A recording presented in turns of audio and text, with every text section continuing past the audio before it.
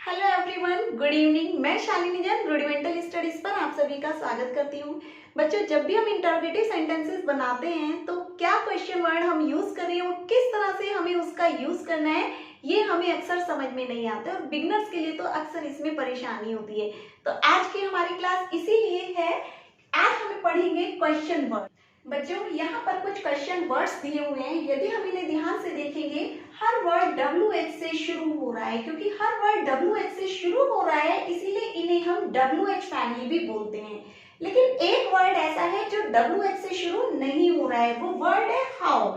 ये WH से शुरू नहीं हो रहा है, लेकिन इसमें WH आ रहे हैं, इसीलिए इसको भी हम WH फैमिली में ही रखते हैं। हाउ मीन्स होता है कैसे। तो चलिए, जिसने अभी चैनल को सब्सक्राइब नहीं किया है वो पहले चैनल को सब्सक्राइब कर ले और बेल आइकन को प्रेस करके ऑल पर क्लिक करिए, जिससे हर अगली आने वाली वीडियो की नोटिफिकेशन आप तक पहुंच सके।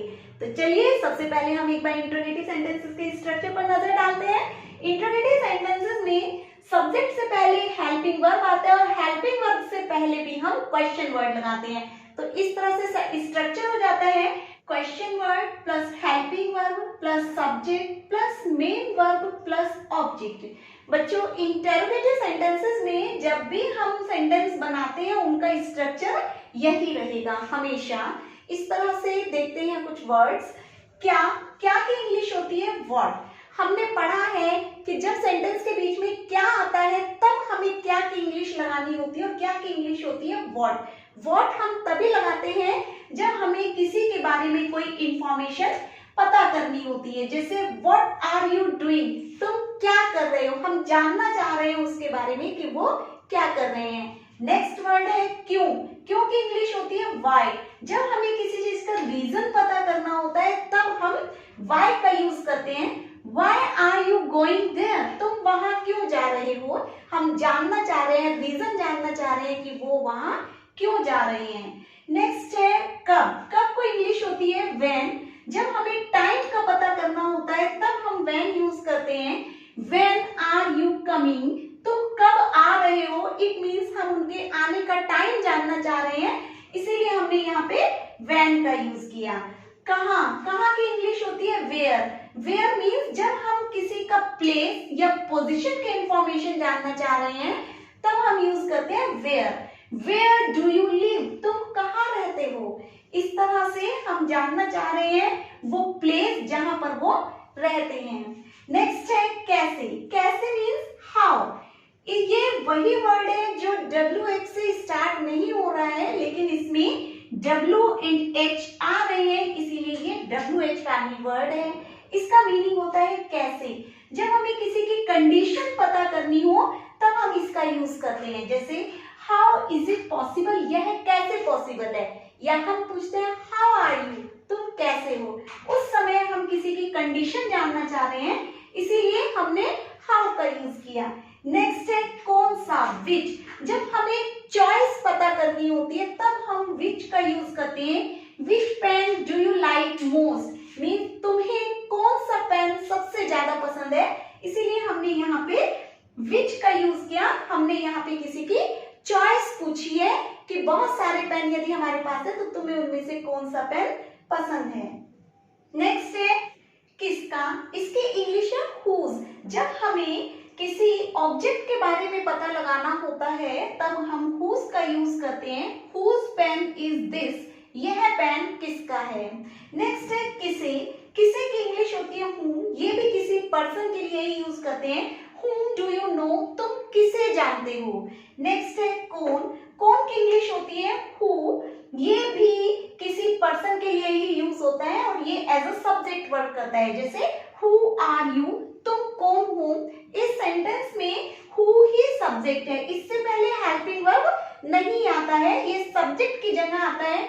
इसके बाद वर्ब, इसके बाद ऑब्जेक्ट। Who are you, ये इंपॉर्टेंट है, इसे थोड़ा ध्यान दीजिए क्योंकि इसमें इस सेंटेंस का स्ट्रक्चर अलग हो जाता है। बाकी इंटरोगेटिव सेंटेंसेस में पहले क्वेश्चन वर्ड, फिर हेल्पिंग वर्ब, फिर सब्जेक्ट, देन मेन वर्ब आती है। लेकिन जब हम हु का यूज करते हैं तो हु सब्जेक्ट की जगह आता है, इसके तुरंत बाद मेन वर्ब, देन ऑब्जेक्ट आता है। कुछ और वर्ड्स देखते हैं। हाउ, अभी हमने सीखा जब हमें किसी कंडीशन के बारे में पता लगाना होता है तो हम बोलते हैं हाउ मच जब हमें किसी चीज की क्वांटिटी का पता लगाना होता है। एक और वर्ड है हाउ मैनी से भी हम किसी क्वांटिटी का ही पता लगाते हैं, लेकिन दोनों में अंतर इतना है कि जब अनकाउंटेबल चीजों की क्वांटिटी जाननी होती है तब हम हाउ मच का यूज करते हैं, और जब काउंटेबल चीजों की क्वांटिटी जाननी होती है तो हम हाउ मैनी का यूज करते हैं। जैसे यहाँ पे हमने मिल्क के बारे में पूछा, मिल्क को हम काउंट नहीं कर सकते, 1 मिल्क या 2 मिल्क नहीं काउंट कर सकते, अनकाउंटेबल है, तो इसके लिए हाउ मच का यूज किया, how much milk do you have. लेकिन यहाँ पर पेन है, पेन को हम काउंट कर सकते हैं, 1 पेन, 2 पेन, 4 पेन, तो इसीलिए हमने यहाँ पे हाउ मैनी का यूज किया, how many pens do you have. इसी तरह से हाउ फार, जब हमें डिस्टेंस के बारे में पता लगाना होता है तब हम इसका यूज करते हैं, how far is your school from here, तुम्हारा स्कूल यहाँ से कितनी दूर है, हम उसके स्कूल की दूरी जानना चाह रहे हैं। इसी तरह से जब हमें फ्रीक्वेंसी का पता लगाना होता है कि कोई चीज कब कब होती है तब हम हाउ ऑफन का यूज करते हैं, how often do you do yoga, तुम योगा कब कब करते हो। जब हमें किसी की एज के बारे में पता लगाना होता है तब हम हाउ ओल्ड का यूज करते हैं, हाउ ओल्ड आर यू, तुम्हारी क्या उम्र है। जब हमें टाइम के बारे में पता लगाना होता है तो हम पूछते हैं how long will it take to learn English, English सीखने में कितना समय लगेगा। इसी के साथ कुछ और वर्ड्स देख लेते हैं। कब से, सिंस, व्हेन, कब से के लिए हम फ्रॉम, व्हेन का यूज भी करते हैं। कब तक, until when, किसके साथ, with whom, किसके लिए, for whom, किसके बारे में, about whom, किस लिए के लिए हम for what का यूज भी करते हैं, इसको हम what for भी बोल सकते हैं। नेक्स्ट है कहाँ से, from where, कितनी दूर, how far, कितना अच्छा, how good, यदि है कितना बेकार, how bad, किस ऑफिस से, from which office, किस लड़के के साथ, with which boy, किस देश में, in which country, किस दुकान से, from which shop। इस तरह से आज हमने सीखे कुछ ऐसे वर्ड्स जिनका इंटरोगेटिव सेंटेंसेस में यूज होता है। यदि हम इन वर्ड्स को एक बार अच्छी तरह से देख लें, सीख लें और समझ लें तो किसी भी टेंस के इंटरोगेटिव सेंटेंसेस बनाना हमारे लिए आसान हो जाता है, और साथ ही कन्वर्सेशन के टाइम भी हम आसानी से क्वेश्चंस पूछ सकते हैं और उनके आंसर्स दे सकते हैं। इसी तरह की इंपॉर्टेंट चीजें सीखने के लिए बने रहिए हमारे साथ रूडिमेंटल स्टडीज पर। वीडियोस को लाइक करिए और चैनल को सब्सक्राइब करिए और अपने दोस्तों के साथ में शेयर भी करिए। Thank you, good night.